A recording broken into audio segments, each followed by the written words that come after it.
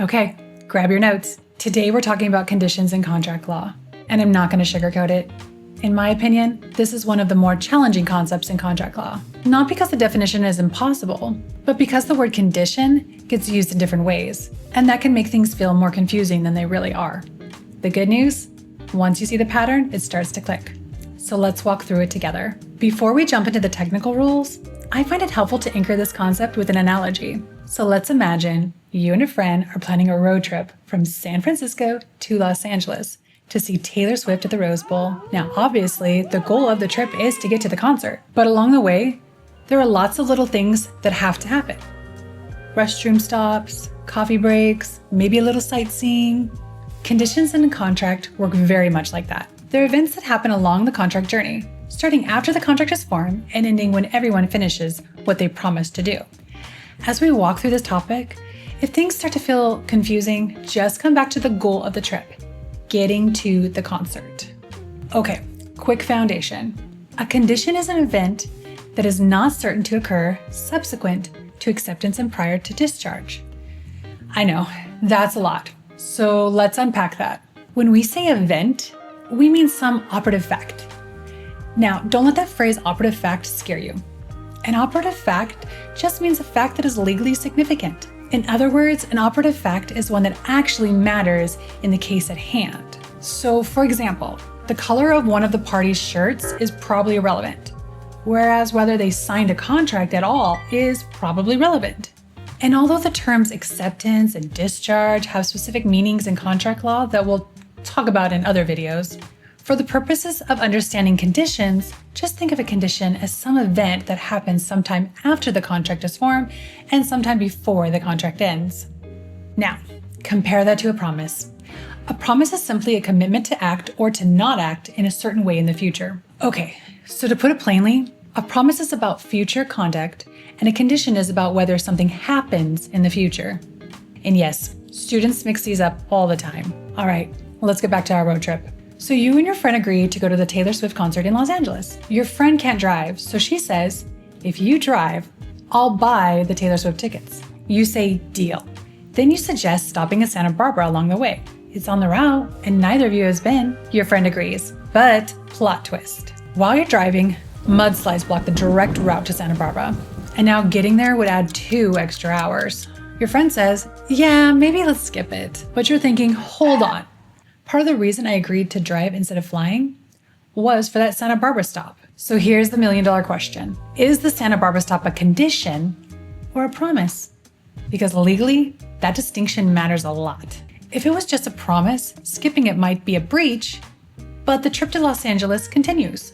But if it was a condition that was supposed to happen before attending the Taylor Swift concert, the whole road trip could fall apart. Big difference. All right. Now that we've sorted out the difference between a promise and a condition, let's quickly talk about the different types of conditions you'll see in contract law. Because yes, there are a few flavors. And don't worry, once you see the pattern, these are very manageable. First, conditions can be categorized based on how they operate in a contract. You'll typically see 3: condition precedent, condition concurrent, and condition subsequent. Let's take them one at a time. So a condition precedent is an event that must occur before a party's duty to perform arises. Think of it as a green light. In our road trip, for example, your duty to drive to Los Angeles doesn't kick in until your friend buys the Taylor Swift tickets. No tickets, no road trip. Simple as that. Next up, conditions concurrent. These are events that are capable of happening at the same time, where each party's duty depends on the other. An example is buying something at a store. The seller hands over the item and you hand over the money. These happen together. Each side is basically saying, I'll perform when you perform. Finally, we have condition subsequent. This one is a little different. A condition subsequent is an event that can cut off a duty that has already begun. Let's go back to our road trip. Let's say you're already driving to the concert. You're fully on your way and suddenly you get the alert that Taylor Swift canceled the show. At that point, your duty to keep driving disappears. That cancellation would be a condition subsequent. Now, conditions can also be categorized based on how they appear in the contract. You'll usually see 3 types: express, implied, and constructive. An express condition is exactly what it sounds like. It's clearly spelled out in the contract. The parties meant it and they said it. In our example, if your friend says, "I'll buy the tickets if you drive," that's an express condition. And here's the big exam tip. Courts usually require strict compliance with express conditions, meaning close enough is not good enough. So next are implied conditions. These aren't written out word for word, but they can be reasonably inferred from the parties' conduct and the situation. So the parties didn't say it explicitly, but it's pretty clear from context that the condition was part of the deal. And finally, we have constructive conditions. These are conditions that the court essentially fills in because they're necessary for the contract to make sense. In other words, the parties didn't expressly discuss it and maybe didn't even think about it. But without that condition, the contract just wouldn't work. One last exam nugget before we wrap this part up. Courts generally require strict compliance for express conditions, but only substantial performance for implied and constructive conditions. That distinction shows up in fact patterns, so it's definitely one to flag in your notes. So, how would a court figure this out? Well, courts mainly look at the intent of the parties. They'll examine the language of the agreement, any prior dealings, and sometimes even industry custom. In our example, did you tell your friend, "I'll drive to the Taylor Swift concert if we stop in Santa Barbara," indicating a condition? Or did you agree to drive to the Taylor Swift concert and agree to stop in Santa Barbara, indicating a promise rather than a condition? The judge may also ask if you've gone on any similar road trips and if anything like this has happened before. How did you resolve it? The judge may even take a look at other people who take road trips to see how they resolve this problem.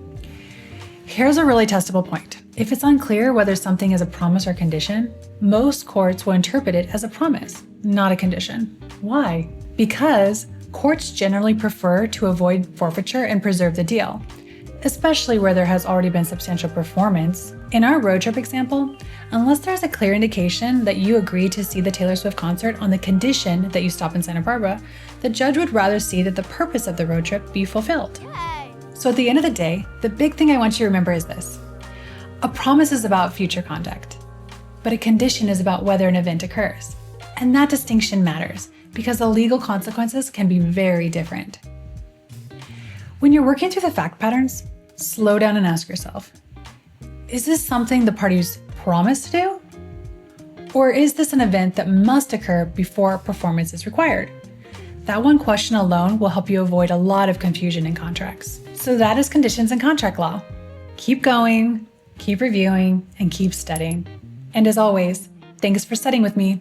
I'll see you in the next lesson.